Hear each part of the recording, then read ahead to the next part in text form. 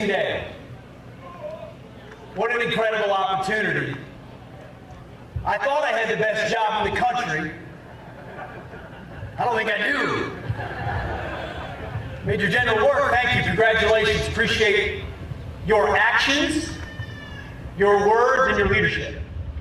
Along with Command Sergeant Major Della Pena, two of the best jobs in the country, best jobs in the world. It is an absolute honor to be here, not just amongst the current, but amongst the past. Amongst those who stand the line, and those who stood the line, those who fight and those who support them. This here, I know, is a community. It means the world for me and my staff to be here. There is nowhere I would rather be. We've had this day circled on our calendar in the Pentagon for quite some time. It is great to be here at Fort Bragg. It is Fort Bragg again.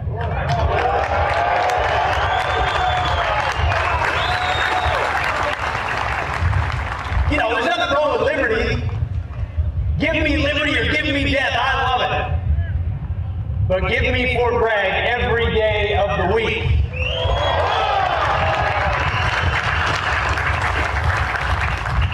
And to this formation out here, this beautiful formation, as I look, a message from our Commander-in-Chief, from your Commander-in-Chief, from President Donald J. Trump.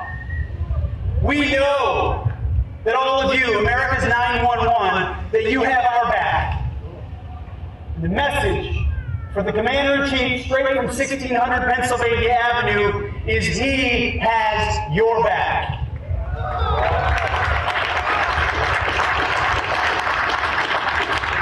I get a chance to watch it every day. In the Oval Office, on foreign trips, wherever he is laser focused on putting America and Americans first and ensuring peace through strength.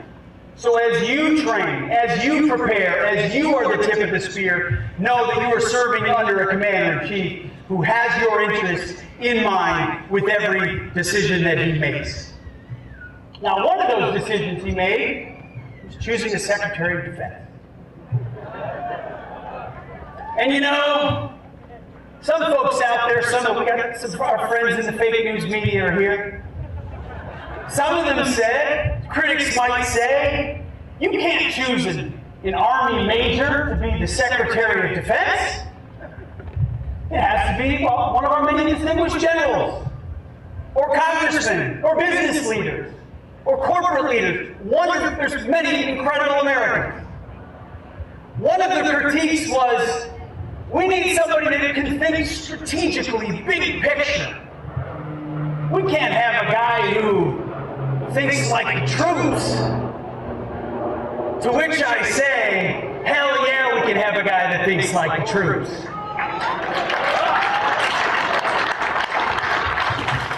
You see, my job is to think strategically, operationally, but also understand the tactical. I have stood not that long ago in a formation like this one. And if you didn't hear it, please rest. Double rest. If that's a command from the Secretary of Defense. I've been in that formation, loosening my knees, taking a deep breath, gazing over the horizon, sweating and wondering what time it is, but I can't move my arm. I've been in your boots, not yours. 101st, it's not the 82nd. I get it. I'll admit that on a day like today. Not quite your boots or your beret, but close. And so as I thought about this speech, I have an amazing staff. A wonderful staff and a great speech writing team.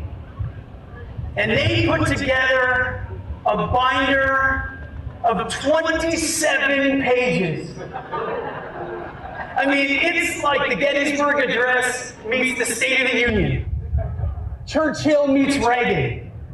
But then I thought, wait, the last thing I want, if I'm standing in formation, is a 27-page speech. So I will spare you that today. The old timers appreciate that one because they can sound that off. I recognize in many ways many of the aspirations, thoughts, anxieties, fears, dreams that you have standing in formation, you and your families. My job is to stay focused on you and our warfighters every single day. So my message today is simple, and on behalf of the President, we're going to bring it back to the basics. The basics, sir, that you talk so much about, that the 82nd Airborne is focused on. We're going to restore the warrior ethos, and we are across our formations a standard that's set here every single day. We will focus on readiness, on training, on warfighting, on accountability, on standards. Black, white, male, female, doesn't matter. We're going to be colorblind and merit-based warfighters, just like you are here in the 82nd Airborne. We're also taking care of our people. It's not just training, it's not just beams and bullets, it's families, it's historic investment in barracks and housing, in health care, and yes, in pay. There's a big increase coming for E1 to E4. Also, I've got a bit of an announcement today that might be of interest to this community. For the first time in 25 years, here at the Secretary of Defense, through the Secretary of the Army, we are increasing jump pay.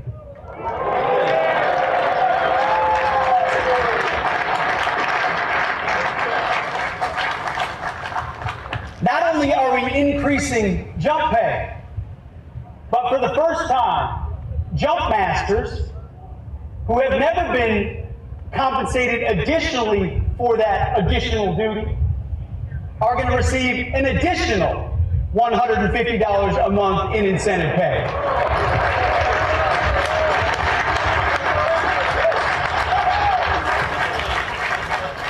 So here's to our paratroopers, our jump masters, who do the difficult things in difficult places that most Americans can never imagine.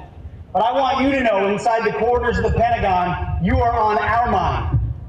With the decisions that we make in budgets, in planning, in deployments, in orders, in reorganizations, we have you and your families in mind. We're also going to rebuild our military. President Trump is committed to historic investments inside our formations. Our promise to you is that when the 82nd Airborne is deployed, if we have to call 911 for America's response force, you will be equipped better than any other fighting force in the world. You should never enter and will never enter under President Trump's watch a fair fight. That's my promise to you. We will rebuild this military.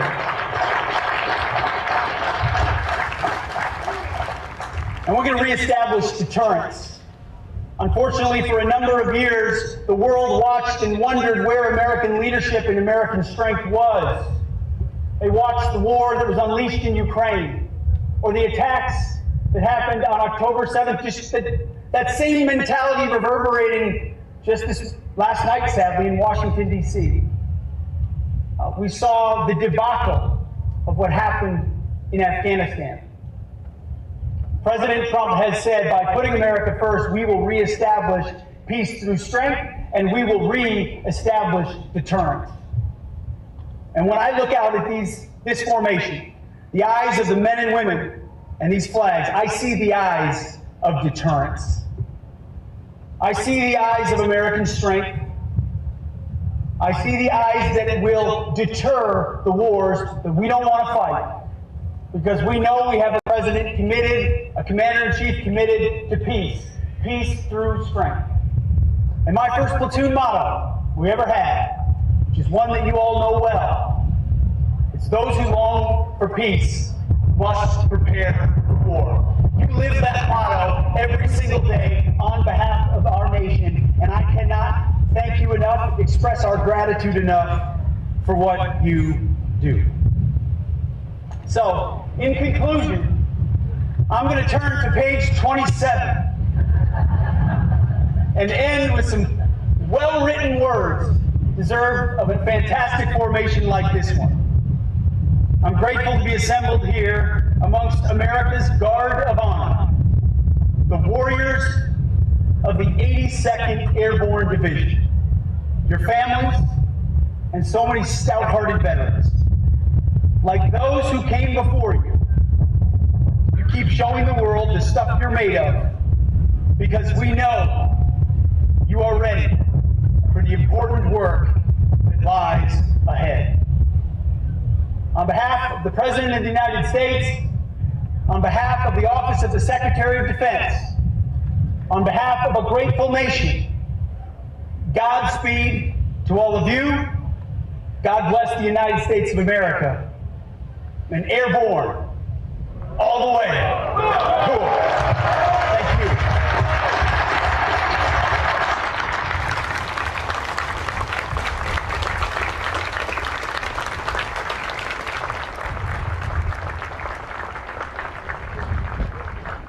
Sound attention!